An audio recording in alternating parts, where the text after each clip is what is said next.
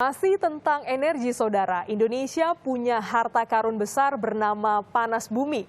Potensinya nomor 2 terbesar di dunia. Tetapi namanya juga harta karun ya, butuh usaha keras untuk mendapatkannya sampai bisa dimanfaatkan untuk lingkungan yang lebih bersih.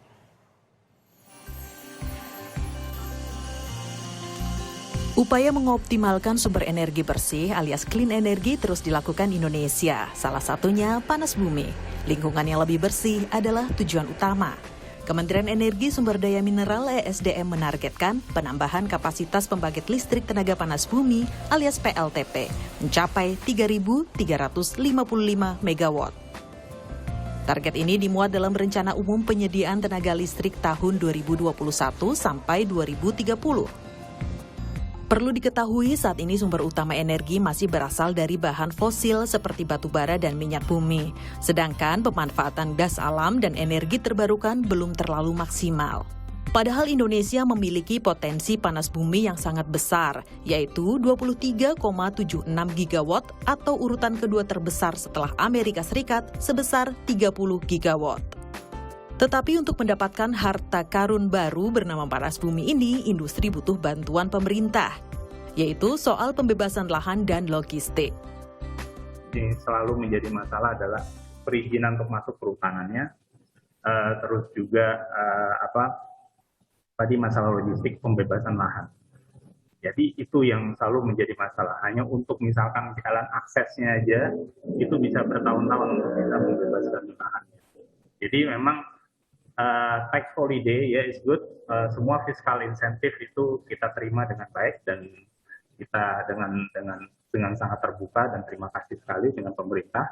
Tapi memang butuh lebih dari itu, yaitu tadi yang kesulitan di lapangan.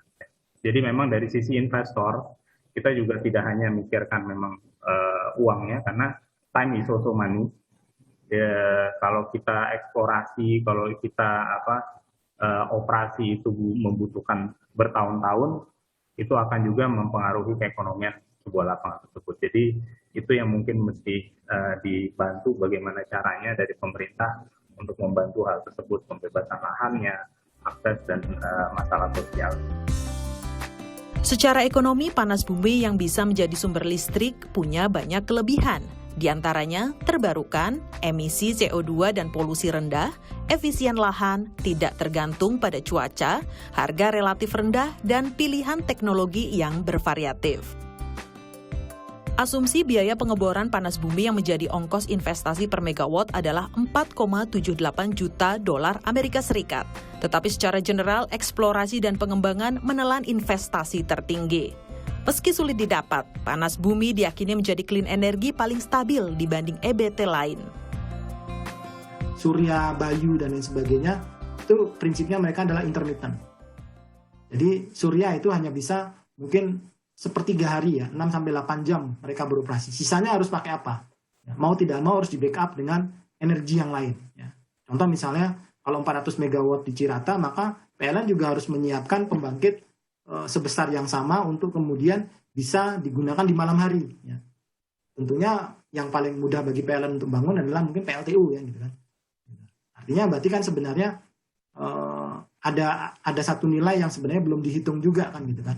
Karena availability faktornya itu sebenarnya cukup rendah kalau PLTS. Tetapi secara kapasitas terpasang ketika sudah terbangun akan muncul besar gitu kan, 400 MW ya. Tapi penggunaannya yang mungkin tidak seperti panas bumi yang bisa base load ya.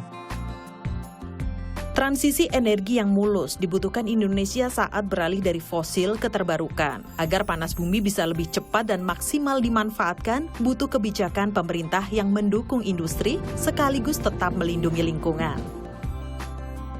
Diah Mega, Kompas TV, Jakarta.